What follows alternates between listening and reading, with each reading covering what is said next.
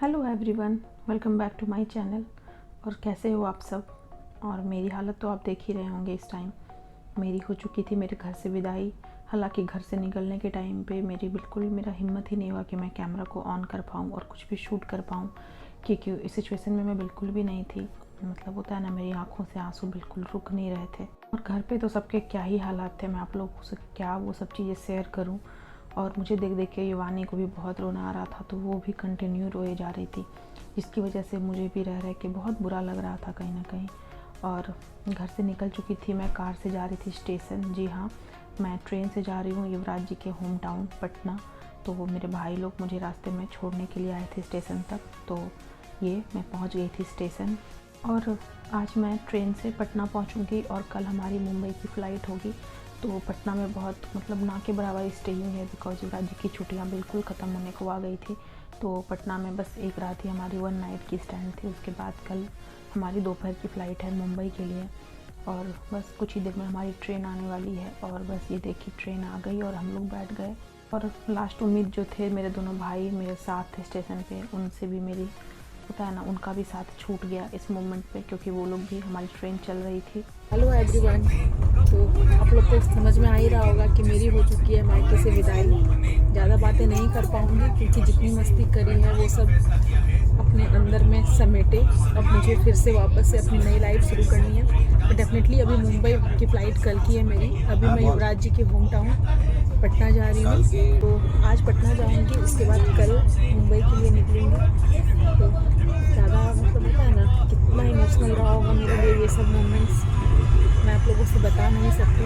और सारी अच्छी चीज़ों को, अच्छी यादों को अपने दिल में समेट अभी लाइफ को मैं फिर से स्टार्ट करूँगी। फिर से नई स्टार्ट ही बोल सकते हैं, क्योंकि कुछ दिन तक तो बिल्कुल back to routine normal life पे नहीं आ पाऊँगी। तो देखते हैं। और होती है ना, बहुत सारी बातें हैं जो आप लोगों से करनी है, बतानी है। पर मैं अभी ट्रेन में हूँ तो ये राइट टाइम नहीं है, तो ज़्यादा कुछ तो नहीं बोल पाऊँगी। और ये हर लड़की के लाइफ में ये दिन आता है। एक वो दिन था जब मैं यहाँ पे आई थी, और एक आज का दिन है। मैं बता नहीं सकती मेरे लिए कितना मुश्किल होता है हर बार यहाँ से निकलना, क्योंकि मुझे पता नहीं होता है कि मैं बैक में कब फिर से आ पाऊँगी वापस। और मेरी फेस आप लोग को देख के अभी समझ में आ रहा होगा। एक्चुअली कल डिज्नीलैंड से आने के बाद मैंने खाना वाना भी ना के बराबर ही खाया था, क्योंकि बिल्कुल होता है ना, भूख मर सी गई थी, कुछ ऐसी हालत हो रही थी। तो रात भर ऐसे होता है ना, बिल्कुल मम्मी के पास दुबकी पड़ी थी और बस रोए ही जा रही थी। पता नहीं क्यों, मुझे पता है, मुझे पूरी फ्रीडम है, मैं आराम से कभी भी आ सकती हूँ, बट फिर भी दिल मानता ही नहीं है। और ये देखिए, पहुंच चुकी हूँ मैं पटना। मुझे लग रहा है ये शाम हो गए थे पटना पहुंचते पहुंचते। और इधर इस साइड में तो मुझे लग रहा है 5:15 तक तो बहुत ज़्यादा ही अंधेरा बिल्कुल होने को आ जाती है। तो बस हम लोगों ने ऐसे कार ली और बैठ के बस अब घर की तरफ बढ़ रहे थे। तो अभी से घर से स्टेशन से घर के ड्यूरेशन में भी थोड़ा बहुत मैंने शूट किया। और घर पहुंचने के बाद हमारा कुछ भी शूट नहीं हो पाया, बिकॉज मेरी तबीयत भी थोड़ी उस टाइम तक थोड़ी ख़राब हो रही थी। और युवानी की भी फेसेस आप देख सकते हैं, उसी पता है बार बार रह के मेरे से क्वेश्चंस कर रही थी, मम्मा अभी मम्मी कब मिलेगी। एक्चुअली वो मेरी मम्मी को नानी जिसको बोलते हैं ना, तो मम्मी को वो मम्मी ही बोलती है, नानी वगैरह नहीं बोलती। तो बार बार मम्मी के बारे में क्वेश्चंस पूछी जा रही थी। और मैं जब भी वॉइस ओवर कर रही हूँ और इन सब चीज़ों को देख रही हूँ ना, मुझे वापस से सच में बहुत लग रहा है मैं रोना स्टार्ट कर दूँ। ये आपने देखी मेरी पटना वाले घर की झलक। तो सॉरी, मैं अंदर घर का कुछ भी शूट नहीं कर पाई, बस बाहर से मैंने क्लिप लिया था, उसके बाद से कैमरा मैंने उठाया ही नहीं।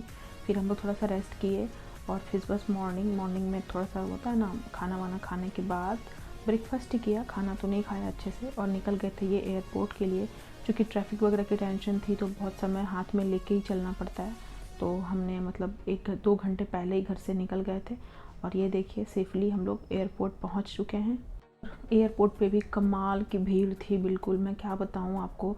एक्चुअली होता क्या है, ये जो दिवाली छठ होती है ना, तो दिवाली छठ के बाद का जो टाइम होता है, तो सभी की छुट्टियां ओवर हो चुकी होती है, जिस कारण से सभी लोग अब कहीं ना कहीं जिनका जहाँ जिस सिटी में काम होता है उस तरफ लौटते हैं, जिस वजह से बहुत ज़्यादा गैदरिंग थी एयरपोर्ट पे चारों ही तरफ से। तो हर जगह मुझे लग रहा है क्यू थी, और उस क्यू में हमें कम से कम तो 20 मिनट 25 मिनट ऐसे वेट करना पड़ा। आप देखिए कितनी लंबी लाइन थी, और बहुत टाइम तक ऐसे ही हमें खड़ा रहना पड़ा। मेरे अंदर एनर्जी बिल्कुल नहीं थी पहली बार मैं फ़ील कर रही थी जैसे कि मैं बिल्कुल बीमार हो चुकी हूँ। मुझे बस एक जगह कोई बिठा दे और मुझे कुछ करने का मन ही नहीं हो रहा था, ना तो पानी पिया जा रहा था, ना खाना, कुछ भी नहीं। फाइनली हम अपने फ़्लाइट की तरफ बढ़े और ये हमारी सीट वगैरह पे हम बैठ गए। हेलो एवरीवन, सो फाइनली हमने फ़्लाइट ले ली है मुंबई की और बैक टू नॉर्मल रूटीन होने ही वाली है। मुझे लग रहा है 2-3-4 दिन तो लग ही जाते हैं। सारी चीज़ों को, सारी यादों को अपने दिल में समेट बहुत भारी मन से यहाँ से जा रही हूँ। मैं बता नहीं सकती हूँ कि लास्ट नाइट में पूरी रात रोई हूँ, क्योंकि बहुत दिनों बाद वो पहली रात थी जब मैं अपनी मम्मी के बिना बिल्कुल अकेली थी और अपनी फैमिली के बिना।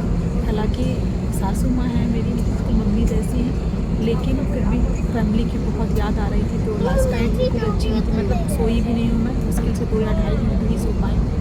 लेकिन खैर, एक नई सुबह, एक नई मॉर्निंग और फिर से एक नए सफ़र की तरफ, यानी कि यहाँ से बैक टू मुंबई का सफ़र हमारा स्टार्ट हो चुका है, जैसा कि आपने देखा होगा।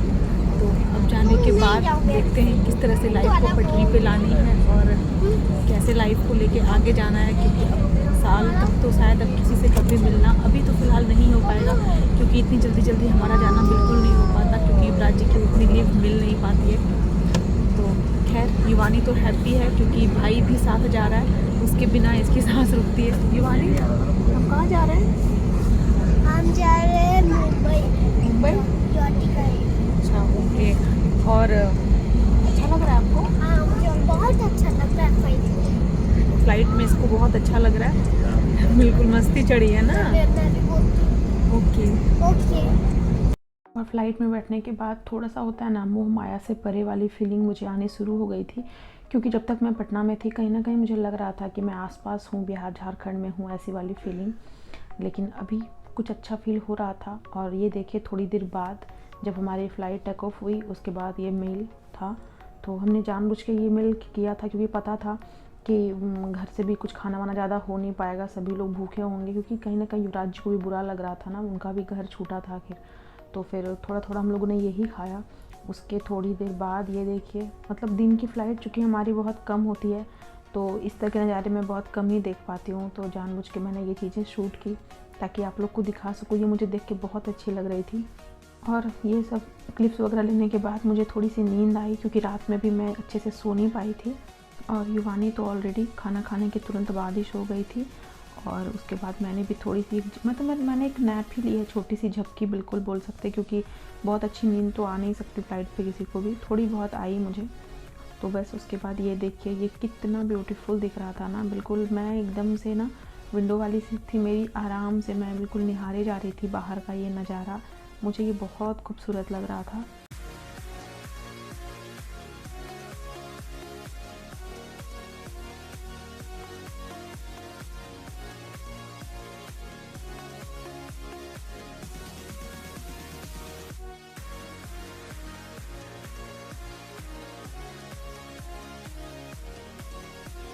और हम पहुंच गए थे अब मुंबई, और ये है मुंबई का नज़ारा।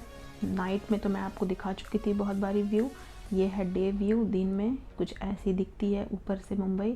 और हमारी फ़्लाइट अब चूँकि लैंडिंग हो रही थी, दैट्स वाई बहुत अच्छे से सब बिल्कुल होता ना, क्लीन दिख रहा था। तो सी वगैरह भी दिखते हैं आगे जाने के बाद, शायद वो शूट अगर हुआ होगा तो आप लोग वो भी देखेंगे। तो ये सब देख के होता है ना, मतलब अच्छा लग रहा था कि चलो ठीक है, थोड़ा सा दिमाग भी डाइवर्ट हुआ सब चीज़ों से जो भी चल रही थी इन दिनों। तो बस ये हुई हमारी लैंडिंग। तो मैंने इस पर आप लोग को कोशिश किया कंप्लीट लैंडिंग दिखाने की। और ये हम लोग आ गए फ़्लाइट से बाहर। एक्चुअली इतनी जल्दी तो बाहर नहीं आते हैं, मुझे लग रहा है कि 20 मिनट तो लग ही जाते हैं बाहर आने में। फ़्लाइट से आने के बाद फिर हमें जाना था अपना लगेज लेने बेल्ट पे। जितने भी नंबर मतलब बेल्ट पे आती है लगेज, वो आप आराम से वहाँ पे जाने के बाद हम कलेक्ट करते हैं।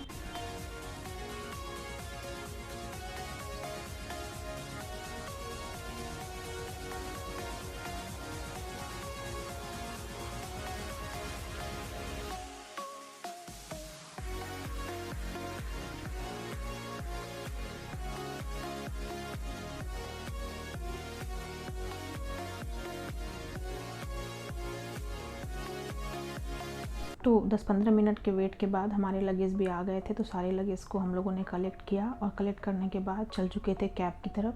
कैब हम लोगों ने पहले ही बुक कर ली थी, और यहाँ से सीधा हम लोग निकलेंगे अपने घर की तरफ।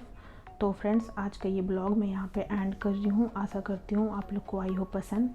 अगर हाँ तो प्लीज़ मेरे चैनल को लाइक सब्सक्राइब देना बिल्कुल ना भूलें। बहुत जल्द हाजिर होती हूँ अपनी एक नई वीडियो के साथ। तब तक के लिए bye bye everyone. God bless you. Take care.